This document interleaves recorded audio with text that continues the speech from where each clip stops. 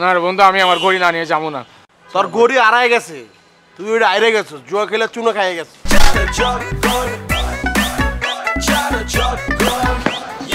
ভাই এটা কোনো কথা আছে? উল্টা কথা ভাই আমি কি এমন অন্যায় করলাম যে আমি আমার ঘড়িটা ফেরত পাইতেছি না? মানে? আরে আমি তো আসছিলাম আমার বন্ধুর সাথে দেখা করতে, আর এমন সময় ওই আপুটা এসে বলতেছে, এই ভাইয়া লুডো হবে, একদম আসেন লুডো খেলি। তো আমি বলছি হ্যাঁ লুডো একদম খেলাই যাই। তো বলছে আসেন তাহলে 500 টাকা বাজিতে লুডো খেলি। ও বলছে না তোমার ঘড়িটা অনেক সুন্দর, আসো ঘড়ি বাজিতে লুডো খেলি। ভাই একটা মেয়ে মানুষ আমার রিকোয়েস্ট করছে, আমি বলছি আচ্ছা ঠিক আছে আসেন খেলি। ওই খেলে আমি হারছি, ভাই এসে আমার ঘড়িটা নিয়ে গেছি, পরে আর আমার ঘড়িটা ফেরত দেয় না। এই বাড়ির এমন কোনো ব্যক্তির কাছে যাই কয়ে নাই যে ভাই আমার ঘড়িটা ফেরত দেওয়ার ব্যবস্থা করেন, ভাই কেউ আমার সাহায্য করি না, কেউ না।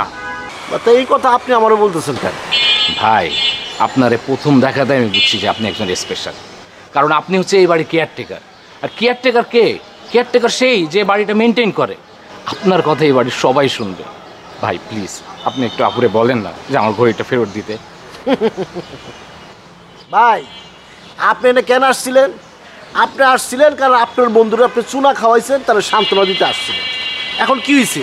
উল্টা এখন আপনি চুনা খাইয়ে গেছেন, তাই চুনায় চুনায় কাটাকাটি। আর তাছাড়া এটা নিয়ে টেনশন করার কি আছে? আপনি তো ঘড়িটা আরেকজনের চুনা দিয়ে আনছিলেন, চুনায় চুনায় কাটাই করেছে গেছে গা, এটা নিয়ে টেনশন করেন না, জানতো। ভাই আমার ঘড়ি বিন আমি যাবো না ভাই, আমি আপনার হাতে ধরি। ভাই আপনি আমার ঘড়িটা। আরে ভাই কি হাতে দেবো ভাই? আচ্ছা তো ভাই আপনি যান। ভাই আমি আপনার পায়ে ধরি ভাই, আপনি আমার ঘড়িটা ফেরত দেন ভাই। না ভাই আরে ভাই লোক দেখলে কি বলবো? আর পাও ছাড়ুন ভাই। ভাই লোকে যা কয় কর। আরে ভাই আমি কেমনে আপনার ঘড়ি খুলবো ভাই? আপনি আমার ঘড়ি ফেরত দেন অবস্থা। এই বুড়ো ভাই, এই বুড়ো ভাই দিগান তুমি এক কোন ডিস্টা ভাই পাও ধরে এই ভাই দিগান ভাই দিগান ভাই আমার ঘড়িটা ফেরত দিলে আমি ভাই আপনার পা ছাড়বো না। আরে ভাই আপনার বন্ধু দেন তো কি ডিস্টা পা ছাড়তেছ না? আমার বন্ধু কি? আমার বন্ধুর বাইরে দাঁড়া করে আছেন, বাইরে দাঁড়া করে এইটা কেন? আপনি এর বন্ধুরা ভাই আপনি উল্টা পাল্টা কিছু খাইছেন, কি কইতেছেন আপনি? আরে ভাই আমি কি উল্টা পাল্টা কি খেতে যাবো? আর আপনি উল্টা পাল্টা কথা কি কইতেছেন? আপনার বন্ধু না, একটু আগে পরিচয় করে দিলাম। আমার কোনো বন্ধু নাই ভাই, আপনার কোনো ঝামেলা করতেছেন, এটা আমার কোনো বন্ধু হইতেই পারে। কি রে মোনা, তুই এগুলো কি কইতেছিস?